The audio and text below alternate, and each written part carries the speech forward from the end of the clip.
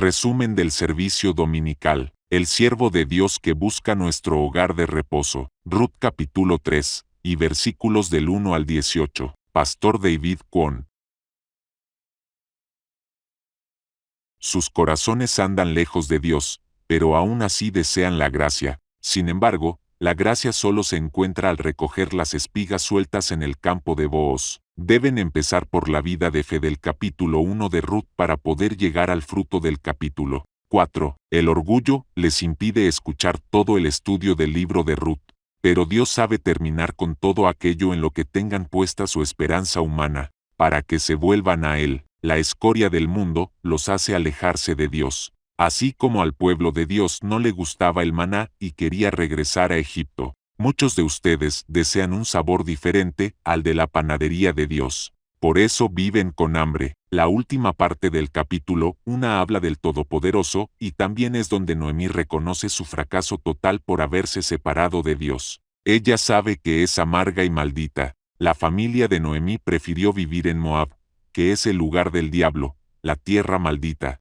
Noemí se adelantó a decirle a todos que la llamaran Mara, porque al hablar de la condición de su corazón reconoció que el Todopoderoso la había humillado. El Todopoderoso puede humillarnos y también ponernos en el lugar más exitoso y feliz. Quienes han sido humillados por Dios reconocen que Él es su única esperanza. En sus corazones deben tener el resultado del capítulo 1 de Ruth, luego de la intervención del Todopoderoso. Interésense en el corazón de su Padre Dios. Piensen por qué les llegan las diferentes dificultades de salud, matrimonio, laborales, económicas, etc. ¿Por qué sufren?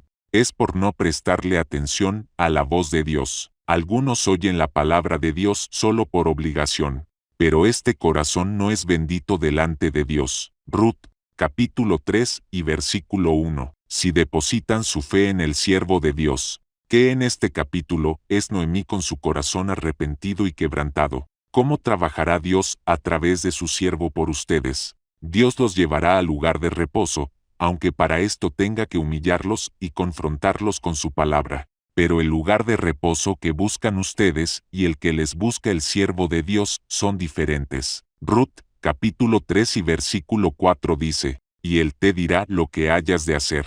¿Para ustedes es difícil hacer lo que Booz les diga? Por esto es tan importante llegar al capítulo 3, para seguir la guía del siervo de Dios y recibir la bendición. La persona que ya pasó del capítulo 1 al 2 de Ruth, y del 2 al 3, tiene la confianza puesta en la guía del Dios de Noemí. Booz es el dueño de un campo grande. Él le dice a Ruth que se quede en su campo para que reciba la gracia, porque los demás campos son diabólicos. Ruth llegó a este campo sin nada más que anhelar la gracia de Dios para poder comer ella y su suegra, y guardar alimento para cuando se terminara la cosecha. Booz veía a Ruth vulnerable, por eso él pensó en el mundo del corazón de ella. ¿Cómo mira Booz el corazón de ustedes? ¿Limpio y anhelando la gracia, sin buscar posibilidades humanas? Si es así, Dios les dará su gracia sin detenerse. En Ruth, capítulo 2 y versículo 20, vemos el trato de Dios,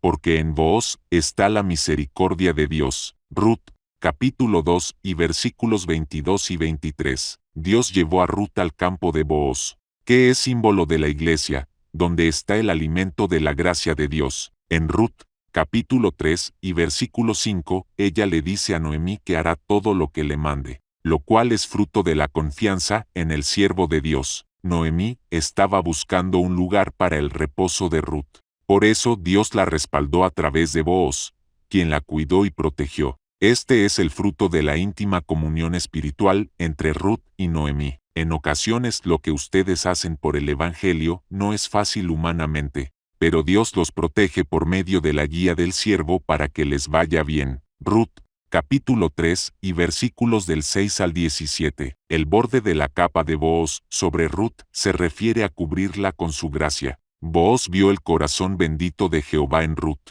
Dios quería continuar el nombre de esta familia y Ruth lo supo a través de su suegra Noemí. Booz le ofreció a Ruth darle lo que quisiera. Entonces, ¿vale o no la pena vivir piadosamente delante de Dios, en lugar de hacer lo que les da la gana? Fuimos vendidos al pecado, pero Dios quiere redimirnos con un corazón y amor muy amplios.